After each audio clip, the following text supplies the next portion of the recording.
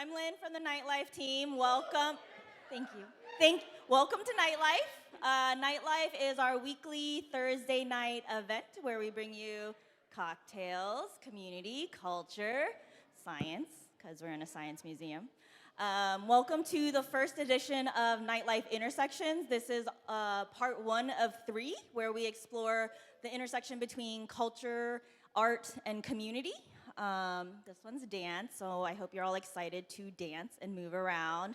We have 3 amazing partners, and Anne, of course, that will be kicking off this panel. And just so you all know, we're also going to move to a dance performance right after this in the piazza. A couple events coming up in 2 weeks. We have NightLife's A Drag on March 21st. We're doing a full drag takeover featuring Rice Rockettes, Nikki Jizz of Reparations, Sisters of Perpetual Indulgence, and more, so come back.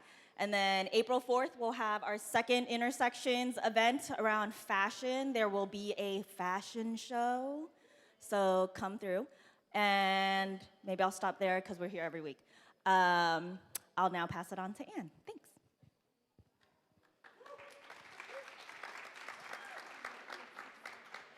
Thank you so much, Lynn. Thank you so much for inviting all of us to this conversation tonight. All of the speakers tonight work in our culturally specific communities, and this is such a precious opportunity for us to bring these conversations out to a different audience. We're going to do introductions first. I'll begin by saying my name's Ann Huang. I am the Executive Director of World Arts West, based in San Francisco. We are a 46-year-old arts organization that present performances and provide art services. We have 4 programs: live performances, art service programs, archiving, documentation, and visibility and advocacy.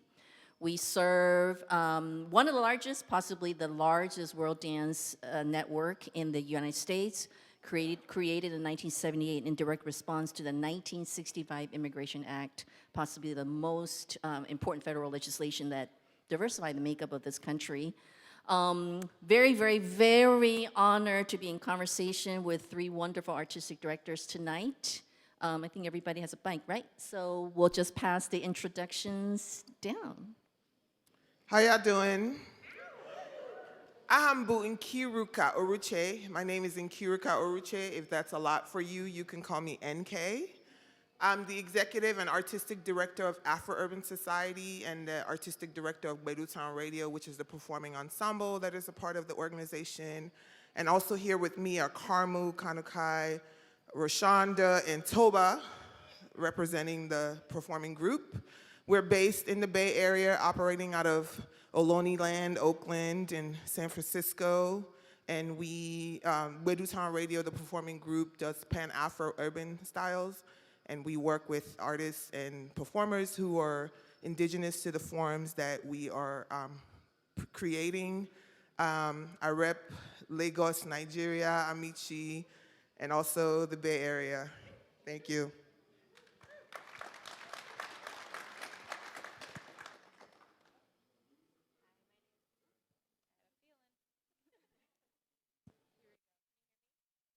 No. Can you hear me now? Boa noite, my name is Tainá Damasceno, and I'm the artistic director of Brasarte. We're a nonprofit arts organization based in Berkeley, and we do Brazilian arts culture. We're here to preserve and to spread Brazilian arts culture in the Bay Area and beyond. We've been around since the year 2000, so we're celebrating our 24th year. Yes, and we're in West Berkeley. I'm really excited to be here in conversation with all these wonderful women as well. Thank you. Hi, my name is Vicky Verk. I am the creative director for Toll Rhythms Dance Company and a local event production company and collective called Nonstop Bhangra. We share folk dances and music and rhythm from Punjab, India. Our dance company celebrated 20 years last year, and our event collective turns 20 years this year. Over the course of 20 years, we've had an opportunity to bring folk dances from Punjab to so many different venues and platforms, from museums to performing arts centers. And it's been an amazing amazing journey to share these cultures that are not, these dances that are not shared as often outside of the Punjabi community. We have an all-women dance company, diverse in age and ethnicity. And one of our visions as a dance company is one, to celebrate women, and two, to kind of spread joy and bring different communities together, people together from all different walks of life to share music and dance in a kind of a non-competitive and positive environment. And we take pride in that. And it's been such a joy to be able to share it in San Francisco and beyond. So I'm really grateful and excited to be here in conversation with these women and these artists, as well as getting an opportunity to bring Punjabi music and culture into spaces like this. So thank you for having us, Academy of Sciences and NightLife. Thank you. Thank you. The topic of the conversation tonight is the intersection of dance and culture. Something we are going to address later on during the conversation is the specificity and the diversity of these culturally specific dances. Like for Indian dance, it's not a monolith. So, you know, we're going to go there and shortly. Love to begin by asking the speakers what brought you to dance? What got you started? What got you started dancing, your cultural dance forms? Vicky, do you want to get started? Sure. Okay, I have to tell you guys before I start, I'm really nervous. And we were having this conversation with my dance company yesterday, is that as dancers, we just dance. We don't often get opportunities to talk about dance. So if I ramble on, it's because I'm nervous. And it's easier to just say that out loud. What started me dancing is that I've loved dance for as long as I can remember, since I was a little kid. It's the one time where I've always felt free and at peace and just happy. I never imagined that it would be something that I would actually get to do in life and to share and to actually have a dance company. So I feel like it's such a long story of how I got started to dance, but it was just one of those things. I was at a point in my life where I didn't know what I wanted to do, but I knew there was something that I was meant to do. And long ago, I wrote down this quote: "Move to the rhythm of your soul and you'll never miss a beat." And when I was at that point in my life where I was trying to figure out what to do, that quote stood out. And I was driving to San Francisco with one of my best friends, who's also the co-founder of the dance company with me. And we were listening to Punjabi music, Bhangra music. And I remember thinking it would be so amazing to share this with people, to get people to come and dance together and listen to this music. And that's how it started. Growing up in the Punjabi culture, men hang out in their own circles, and women hang out in their own circles, and kids hang out in their own circles. But growing up, I always remember that there's one time where everybody comes together, and that was on the dance floor. And regardless of what your age was and where you were from, it was that's why people say when you go to Indian weddings, it's like everybody just dances together. And I always remember that, and I remember that about my culture and my roots and growing up. And I wanted to share that. I wanted to bring that part of Punjabi culture and share it with communities outside of the Punjabi culture.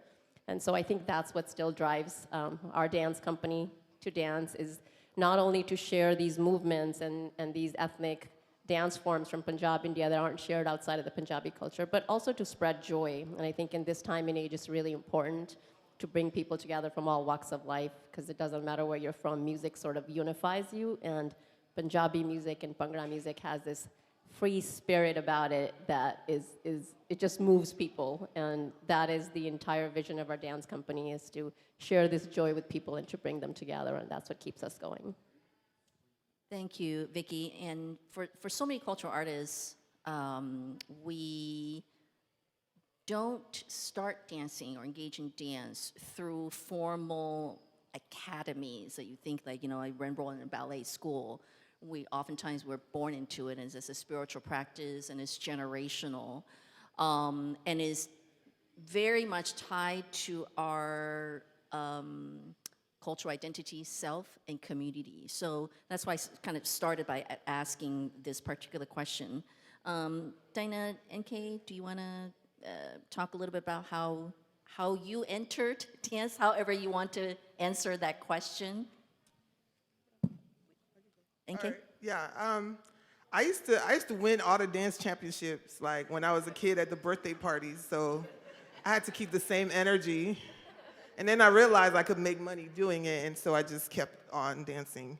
No, but for real, yeah, like as a kid, I had an aunt, my aunt Obi, who was my mom's cousin who lived with us, and she would just like, just every time just like get us, like me and my siblings, and line us up and just be like, all right, and teach us all the like latest moves, like from Shabba ranks and all the things like, you know, dance hall, different styles.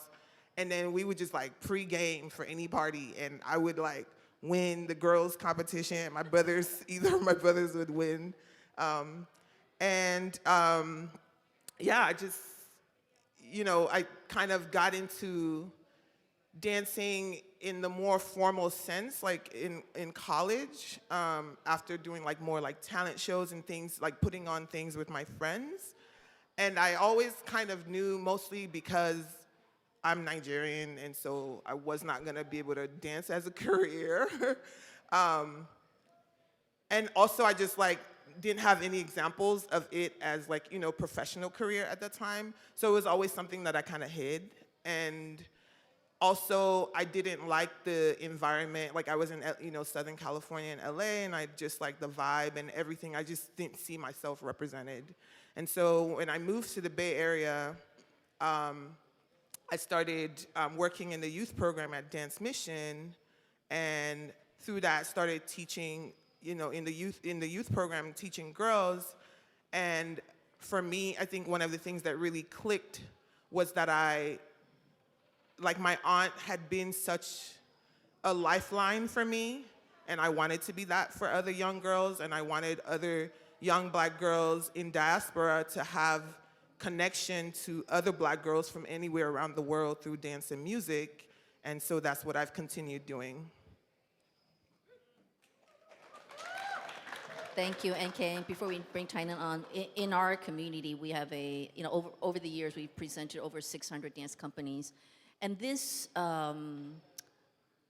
folks engaging in culturally specific dance and music as a lifeline and empowerment is a very, very common thread with so many of the dance companies that we serve, and a very important function of so many of these dance companies, culture-specific dance company in the Bay Area. Dinah, you want to talk a little bit about your entree into dance?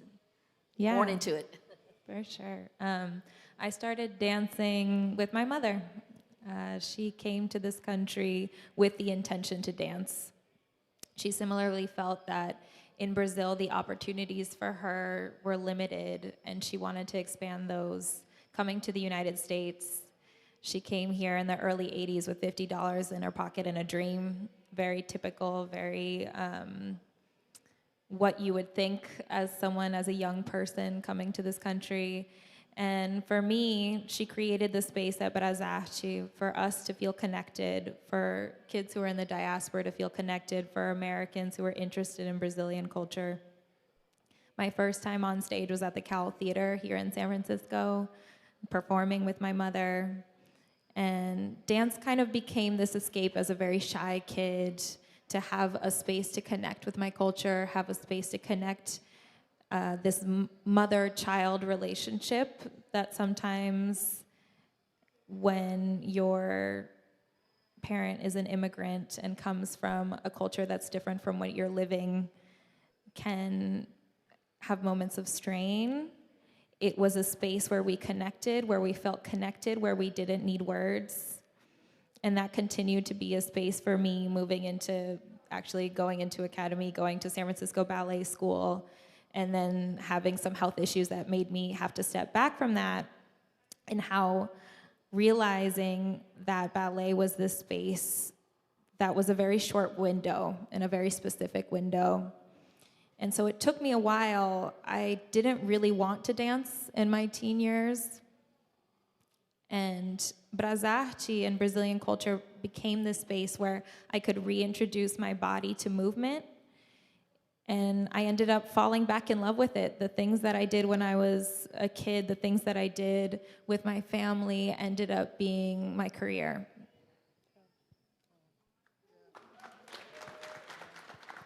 Yeah, it's a beautiful thing. I've taken many classes at Bresarchi over the years, and I see how important it is for our cultural communities to have our own home and our own space, and how that space functions as an anchor for so many intergenerational communities.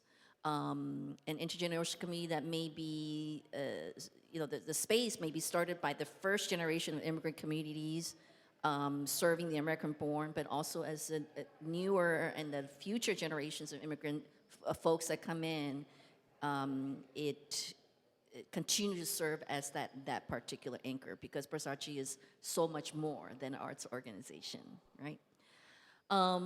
So getting back to the topic of tonight's conversation, intersection of dance and culture. We talked a little bit about dance.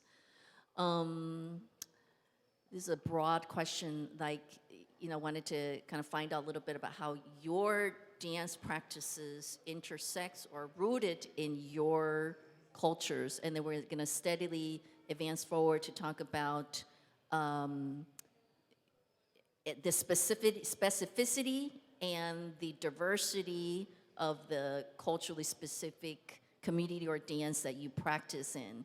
It's a complex question. So maybe the question is, tell us a little bit about your cultural practice and how you use dance to engage in your cultural practice. A lot of our dance practices are also are performance-based but spiritual, community building, educational, and so forth. So it's a large question, but I'm wondering if, NK, do you want to get started? I see you're nodding your head. Yeah. I think something that's coming up for me when I hear this big question in terms of culture, and so, I use the term pan-Afro-urban, one, and then also there's this identity as a city kid. And just to give some context, when you're repping Nigeria, which is a colonial boundary, which is, a name that folks created as a business contract, and it's a geographic border that holds 350 plus different ethnic groups, distinct languages and cultures. And so, there's hometowns, and so when you talk about where you're from, if you're in Nigeria and somebody asks you where you're from, the answer does not change based on where you were born or how long you've lived in a place. Where you're from is always the same place. It's like where your ancestors, depending on if you're patrilineal or matrilineal, your ancestors came from. That is gonna be where you're from. And so when I use pan-Afro-urban, I think of diaspora. And so I think of people that are away from their roots of where they're from. And so within Nigeria, I'm a city kid, so I grew up in a town that is not, of the ethnicity that my people are from. And so, there's a third culture there, and then I'm also raised in the United States. Grew up in the South, in New York, in the Midwest, in the Bay Area, SoCal. And so when I think of culture and I think of identity, pan-Afro-urban for me is the thing that I identify with as a person of African descent who is raised in diaspora, who is raised in the city. And so there are, certain connections that we're gonna have in terms of if you are, if you have a city life. And so whether you're raised in the Bronx, New York, or ATL, Georgia, there are gonna be some unique things, but also some really specifics about what's in the blocks or in the streets or a marketplace and the traffic and the sounds of that. And so for me, I just think of how that creates culture and what that provides, where you are, you're just dancing and creating where you're at. You're dancing and creating in spite of the conditions.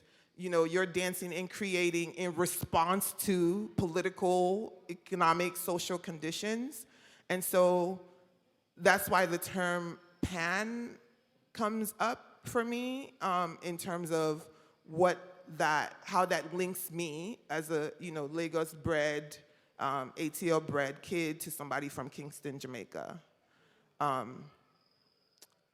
Yeah, so that's it's not like a response, but just like for me, that's what I'm exploring in terms of culture.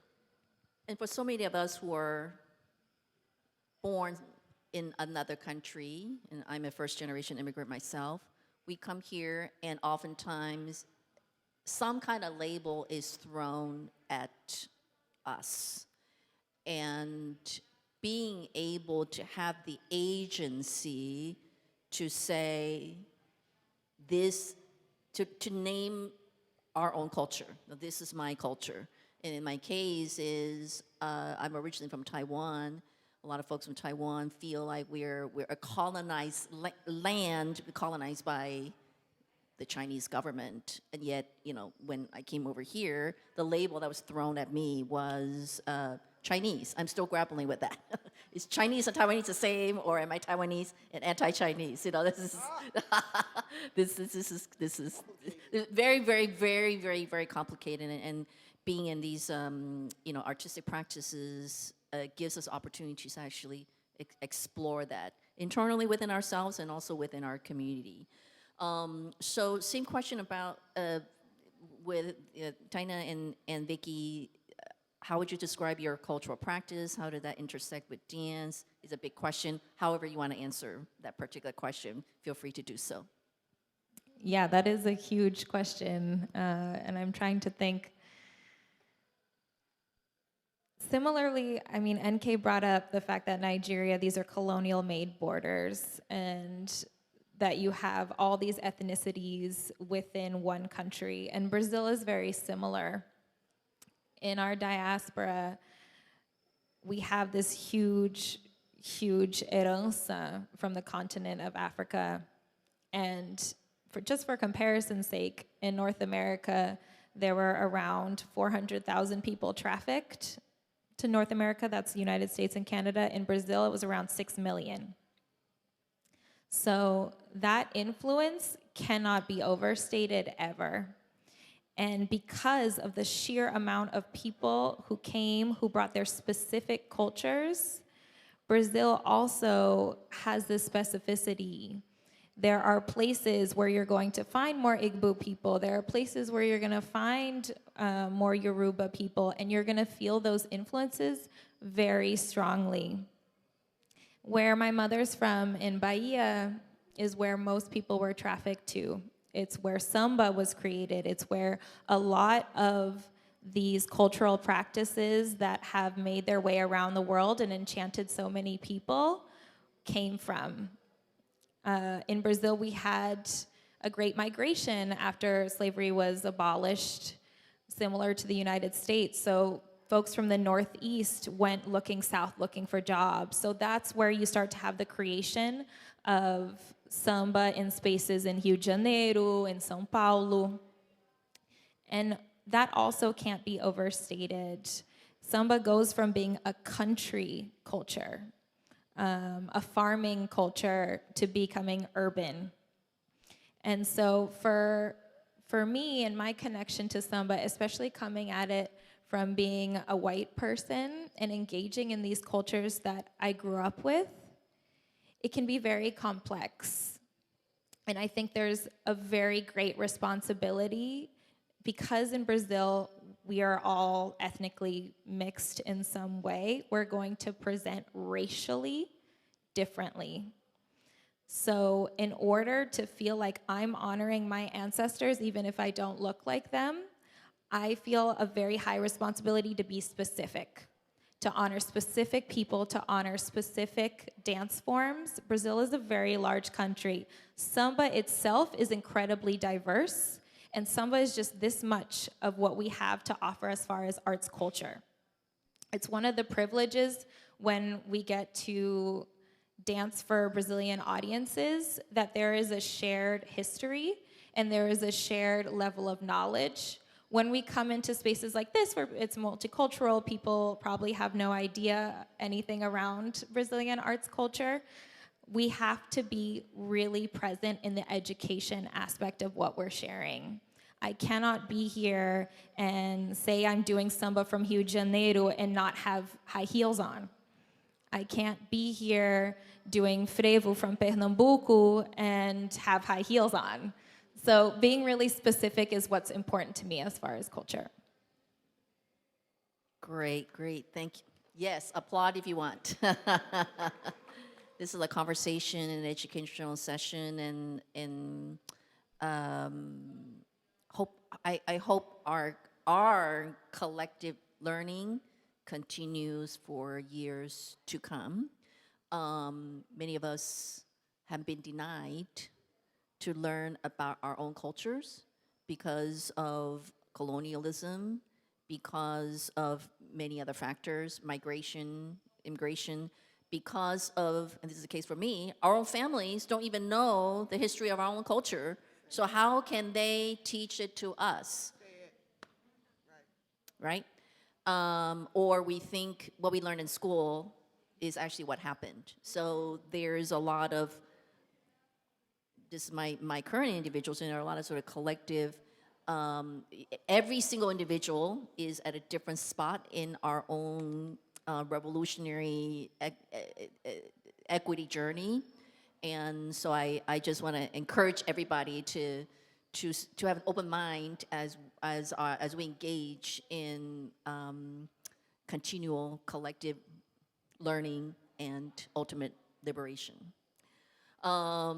So Vicky, I know during the planning call you talked quite a bit about, like this is still the question stands, that your cultural practice and dance, but in the planning call you talked quite a bit about wanting to address that within, in this case we were talking about South Asian and Indian dance, that many people think that, oh, it's just like one thing, but then there's but then within, but it's actually a very diverse diaspora, and then inside it's very specific. So general question to you, what is your cultural practice in dance? But if you want to address the specificity and diversity question, which you talked about quite a bit in planning, feel free to do so at this moment. I think similar to what NK and Tanya were saying, India is the same, right? There's so many dance forms all over India. Every region has its own folk dance and language. And unless you're studying different specific dance forms, most people, a lot of times, like, we get the question, like, Bollywood is a term that gets associated with Indian music and dance. People just think, oh, it's Bollywood. If you're taking an Indian dance class, it's Bollywood. Our dance company, one of the things that I'm really proud of, we as a dance company always take pride in the fact that we try to tell people specifically what these dance forms are that we're sharing, that they're from Punjab, that these are folk dances known as Bhangra and Gidda, and where they come from, and that's really important. When we choreograph for our dance company, I'm really, really particular about the songs we choose. It's not always just like whatever is trendy and whatever is popular. For me, what's really important is that, growing up dancing, I watched my aunts and my mom and these women that would dance, and it was like, I was telling you guys, I just went to India. I just came back like a week ago, and I went for my niece's wedding, and my dad's family, they still live in a village in Punjab. I was born and raised in Punjab. But we went to this village, and the first night, they had one of the traditions with Punjabi weddings is a celebration called Sangeet, which just basically means song. And traditionally, Sangeet was called Lady Sangeet because it was just women that were supposed to come together and just dance, and no men were allowed in it. And we sat in this room, and they were like wrapped up in blankets because it was so cold, and they like sang these songs that my dance company and I perform and dance to. These folk songs that were created by women that talked about their lives in the villages, and it's like a release for them. And that to me is really important. So I think it's also complicated as well because we live in the US, and I also love other sounds, and our dance company is very diverse. We're not all Indian, we're not all Punjabi, we're all women, mixed in ethnicity and age, but we all love community and we all love movement. So we all each bring like a different inspiration into it, but one thing that we all have in common is that we love Punjabi music and Punjabi culture, and so even though all the women in the dance company aren't Punjabi, we are like really rooted in learning about where these dances come from. We do a production where we actually teach everything from like all the stories of women in the villages, of Punjab, like what these traditions are. So all that kind of stuff is like very, very important in all of our performances. Bhangra traditionally is done by men. We're an all-women dance company, so we're already sort of not defying, but we're already doing something that is not traditionally done. So in the beginning, like Bhangra is a harvest dance. It was created by farmers and by men that worked in fields. But I've never kind of taken that ownership of going like, hey, we're women and we're teaching Bhangra. It's more about that we love the folk dance, we love the energy of it, and we as women want to share it in a way that feels good to us, and we bring our own energy into it. But that authenticity is still there. And I think, as Tiny was saying, it's important when you're in spaces where you're presenting these dance forms, when you get an opportunity, you should tell people what it is that you're like. We can just be like, oh, it's Bollywood dance, but we don't. Anytime someone says that, we always make a note to correct, like, this isn't a Bollywood dance. These are folk dances from Punjab, India. You will see them in Hindi films, in scenes of celebration, but they're very specific to the Punjabi region. And one of the things that we always do as a collective, regardless of what event it is, we always do a dance lesson. And it's not so much just like you're teaching people the dance form. It's just like reminding people that this is a specific dance, and it's not just about watching us, but we want to share it with you guys. And that's the whole reason that we dance. But it is complex because there's other sounds and movement and music that we like, so it's learning how to incorporate Punjabi music into other sounds without losing the value and the authenticity of what we do. And I think it's always a learning process, and we learn when we come to spaces like this and we talk to other artists, and we do our best in that. We try. Thank you so much, Vicky. Yes, you can clap if you want. We have about 10 minutes left. We're going to open up to the audience to see if anybody has any questions for the speakers. Yes. Actually, Donda deserves a microphone. Hi, good evening. My name is Danda. I was born and raised in Salvador, Bahia, Brazil. Badass dancer. The queen. You can see her We are- perform in a minute. Outside the continent of Africa, Brazil has the largest population of black people in the world, Yes. right? And it's very important to say that. My question is not just for the speaker, but for all of us who understand the importance of dance in our lives in our community. How can we advocate as a community for cultural appropriation? It's a question for all of us to think about it and see how, as African, spread all over the world, what we have left out is our culture. What we have left out is a way of maintaining our traditional legacy through art, through dance, through drums, through singing. How do we, as a community, that we love so much about culture, about all the differences of culture in the world, how can we advocate in making sure that we are on the head forward, connecting, making sure about culture appropriation? I see many possibilities to see our culture being defined by those who was born and raised into their sense of that specific place. We talk about specifics, right? How can we still feel left out when someone's represent a culture that has nothing to do with your culture, was not born and raised in there, but it still has the flag as a Brazilian culture, Nigeria culture, Guinea culture, name it. So this question is for all of us to think about it. How can we advocate for those who actually is the one that should be represent themselves? Yeah. I just want to say, like, people, like, for me, the cultural appropriation thing is it's so simple. Like, if you love a culture so much, just leave it alone. You don't need to make money off of it. You don't need to be the face of it. Let the people, if you love it so much, raise up the people that are from that culture. You have no business teaching it. You have no business earning income from it. You have no business speaking about it, except for saying, hey, I heard about these people and you should give them the opportunity. That's it. Cultural appropriation for me is not that complicated. Thank you, NK and Donda. We have a few more minutes. Any other questions? Oh, somebody, yes. And let me come over with a microphone. Thank you. Thank you to all of the panelists. Inke, how are you doing? What's up, girl? Thank you for representing. I'm going to ask you a question my mom asked you. My 85-year-old mom watched Inke and her group up until about 1 a.m. Maybe, 2 years ago or last year? I forget now. And she did say that when are you planning to bring the concept of Atilogo dancers here, which is very traditional, which is very folklorish. More than ever before, I'm more concerned about preservation, how we, represent in that way. How do we teach people of other ethnicities? How do we write curriculums in schools? What's your, your plan around that? I'd like to know.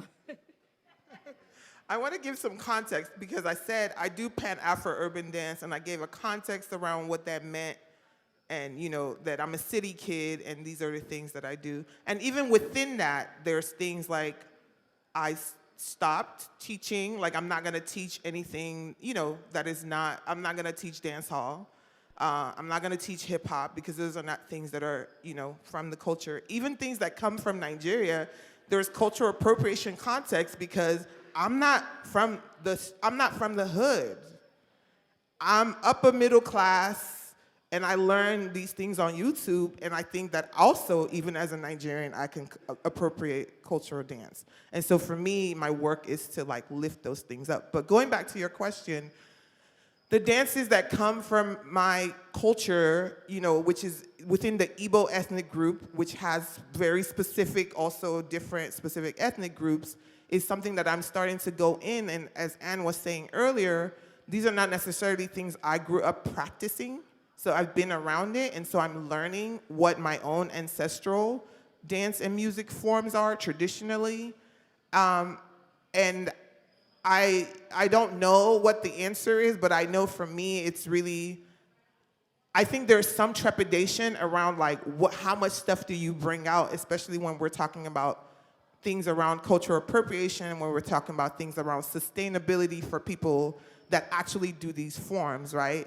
And so for me, I don't know if it's I'm the face of that, right? And so how do I support people who are born into these practices, who are, especially because you're a lot of these traditional practices, people look down upon, dancers or performers, right? And they're not of a certain class. Dance is a class thing. When we come into spaces, a lot of times we have to let people know that they respect us as equal. And I tell my performers, I'm we're here, we're not hired help, especially because dance is just so critical, it's so important. What are we without dance? What are we as human beings? Nothing. That's it. I don't have the answer, girl, but thank you for reminding me. What are y'all? Yeah, thank you. I don't want to take the mic. I'm going to stop.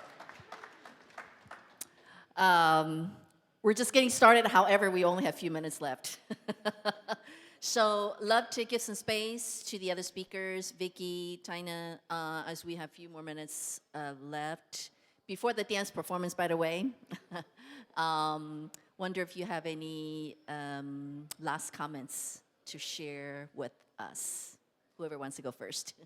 I think for me, dance is such a, I don't even know if I have enough words to summarize it, but it is it's a heart form, it's it's life, it's the one thing that I think, regardless of where you come from and who you are, your gender, ethnicity, race, color, size, it doesn't matter. I think the dance is the one thing that has the ability and the power to bring people together. And, and I know that cultural appropriation and cultural appreciation and all of these are complicated subjects, and it takes a lot to dive into these things to create something that is ethnically, true to where it comes from.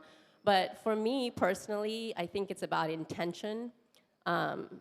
My dance company is all diverse. We're so many women that are not Punjabi or even Indian, but the heart of our dance company is rooted in so much love and so much community and so much appreciation for what we do that there isn't an ounce of thing in me where I'm like, oh, I'm the only Punjabi in the group. And to me, that's really important because I think that, sometimes I think like you don't really have a choice where you're born. Like I happened to be born in Punjab and I ended up somehow I feel blessed to have been given the opportunity where I was these dance forms were taught to me and they were actually, when I went to Punjab this last time, I sat in a room full of Punjabi women and what they told me was we watch all your videos. These are like my aunts and cousins and that I haven't seen in a long time. They're like, we watch your videos and we watch you guys dance and it made us feel so proud that you guys were sharing these dance forms, and they intentionally sang songs that we are dancing to because it made them feel like these songs that were created in these villages, you are out in the US and San Francisco performing in front of thousands of people and with all these women who are all these different ages and that felt really proud. And so I think to me, intention is the most important thing, and I think that in this day and age, the world, there's one thing that can bring people together, like regardless of where we come from, when you put on music, it doesn't matter what kind of music it is, we all can come together on the floor and for a moment we let go and we're just humans. And I think that that's a really, really important thing, and I think that that's our focus and that's our vision of why we do it, and I hope as dancers, we get the opportunity and, the universe blesses us for many more years of being able to share what we do. So I'm grateful that we get to be here, and I'm excited to share a performance in the piazza after this. Thank you. Ms. Dinah, you want to take us home? One last quick comment? I guess, okay, quick comment. Oh, Lord. Okay.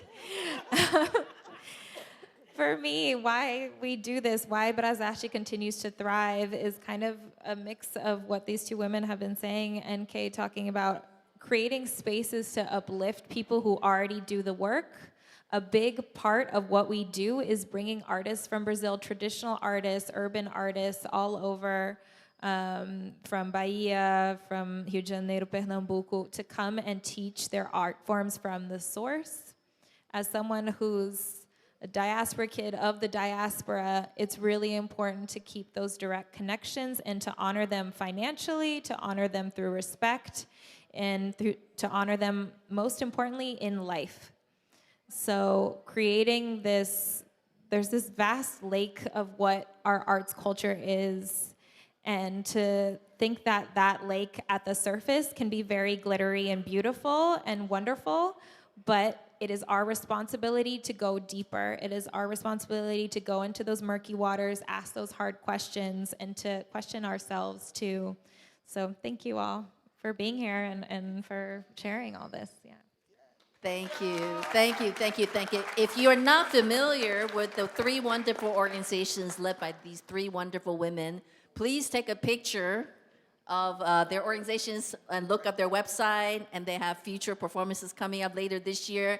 Make a donation, yes, on all their websites, yes. On the donation. So they can keep up with the wonderful work. We're going to pivot to the next part of our program, which is performance. Lynn, where's the performance going to be? Performance by all three groups, by the way.